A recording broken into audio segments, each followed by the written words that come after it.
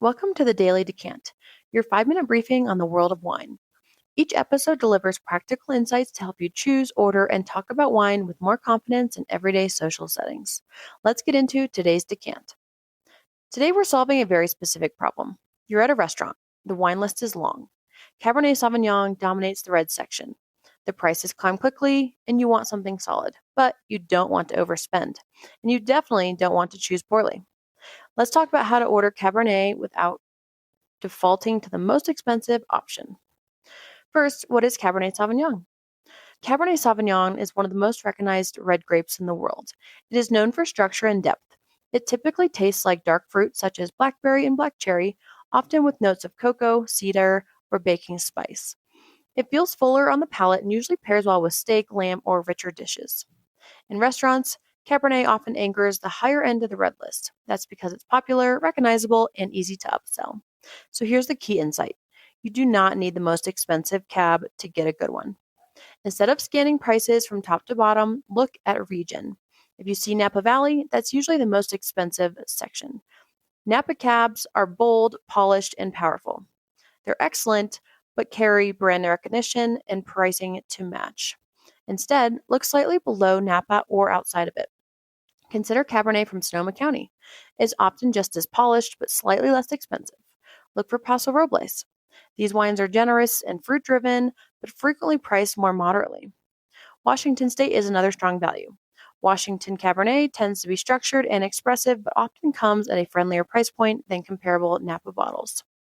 When you order, you can say something simple and confident. I love a Cabernet, maybe something from Sonoma or Washington in the mid-range.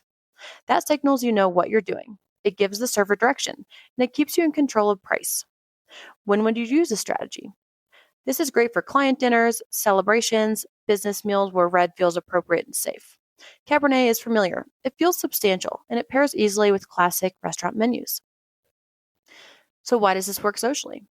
Because Cabernet carries authority, it feels decisive, and it's rarely questioned at a table. When you choose a balanced, well-sourced Cabernet at a reasonable price, you look intentional rather than extravagant.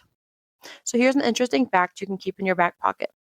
Cabernet Sauvignon became globally famous after the 1976 Judgment of Paris tasting, when California cabs outperformed top French wines in a blind tasting. That single event helped put American Cabernet on the world stage and changed the wine industry permanently. You do not need to tell that story at dinner, but knowing it reinforces why cabs command attention and price. The final piece of confidence is this. The middle of the Cabernet section is usually the sweet spot. Not the cheapest bottle, not the flagship reserve. Look for something comfortably in the middle third of the list. Restaurants often price their best value wines there because that is where most guests feel comfortable spending. So your takeaway today is simple. When ordering Cabernet at a restaurant, think region first, not price. Consider Sonoma, Paso Robles, or Washington for value. Stay in the middle of the list and speak clearly and confidently. You are not just avoiding overspending, but you're choosing with intention. So that's today's Daily Decant. If you found this helpful, be sure to subscribe and share with your friends so you can continue building your wine knowledge in just a few minutes a day. See you tomorrow for your next decant.